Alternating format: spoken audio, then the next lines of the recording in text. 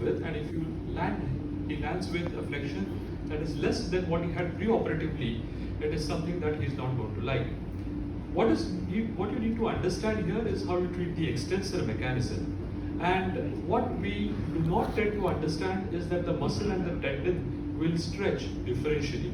So what we have here on the lower side is a depiction of the femoral condyle, and this is the patella. And your extensor mechanism is going to stretch over these two structures.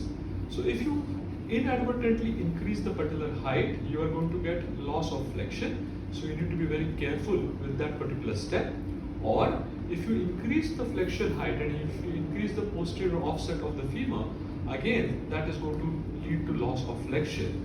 If you advance the femur, whole distal femur distally, again by an erroneous distal femoral resection, that is again going to lead to further loss of flexion. So incrementally, these three steps are the one that you should be aware of to understand how you can restore good flexion in your patient. So here we have a lady who's got all these large osteophytes, and these osteophytes are tenting both her posterior capsule as well as her extensor mechanism and leading to a loss of flexion which need to be tackled. So probably what are the things that can influence? We heard about the incision and the arthrotomy and the exposure in an excellent talk which was just given by Mukesh just prior to mine. So tips to achieve high flexion: first is do a good peripatellar release, and in this you can always take a broad osteotope and slide it up the extensor mechanism between the femur and the quad, and that helps achieve release of all the adhesions. Also ensure that you release all the adhesions in the gutters on the inferior aspect of the patellar tendon and around the patella as well, because all three of these, once you free up the patella, it leads to a good flexibility or stretchability of the extensor mechanism. Next, know your component properly.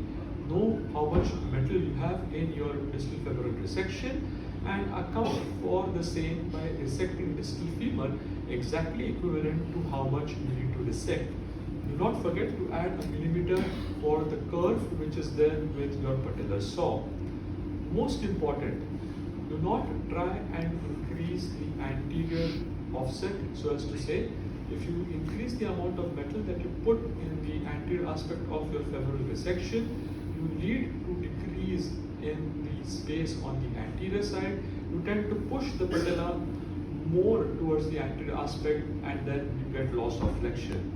Of course, point number 4, everyone knows, you have to remove all the bony impediments to your collaterals and to your capsule, and that means that you really need to at times sublux the tibia by causing a flexion external rotation maneuver, something which the kinematic alignment people do not like to do because they like to do less releases, and these are the important aspects which will help achieve good flexion. Also, once you've made your tibial cut, dig deep underneath the collaterals and remove all the tenting osteophytes which will tent the medial collateral ligament as well as the popliteus tendon as well. Point 5, how do you do your AP sizing and then your femoral rotation? So there are various ways in which you can align the rotation. You can use the transencondylar axis, or you can use the wide sides line, or you can use the posterior condylar axis. But all of these are very good to judge the femoral rotation. What you also can do is to do a gap balancing technique, which probably a lot of us do not follow nowadays. But what is important to understand is this concept again, which was given by David Blaha, one of the main kinematic alignment proponents, where you understand that the medial femoral condyle lies exactly underneath the femoral head, and this is a normal alignment for most of us. So if you are able to align it along the APAL axis, then you get the best tracking, which is something that you all should understand and know as well. And this is my preferred method of femoral component rotation, which is the APAL line, because if you center the patella in the trochlea, it will allow for deep knee flexion, and that is how you can achieve further flexion.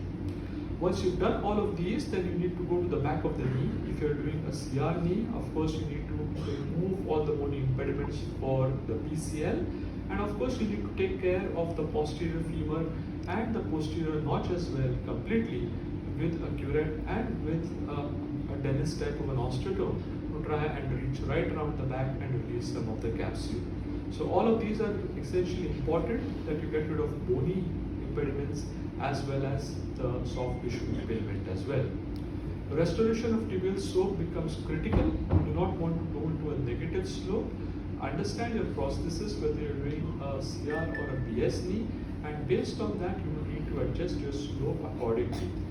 Each inbuilt prosthesis has a certain amount of slope that can be built into the poly insert, and be careful as to what sort of slope you put in. That will help you organize the same.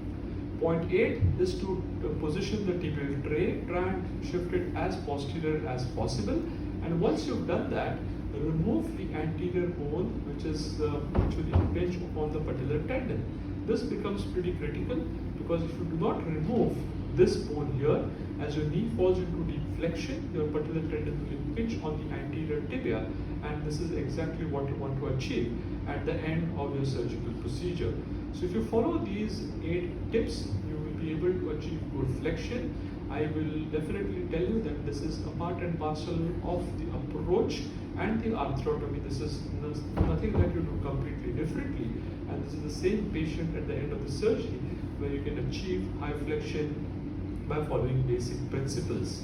So I think it's important that you understand and preempt preoperatively the structures that are likely to cause problems. Ensure that you have a checklist wherein you remove and tackle all these problems, and of course give good pain relief and good hemostasis so that the post-operative recovery is uneventful. Thank you very much.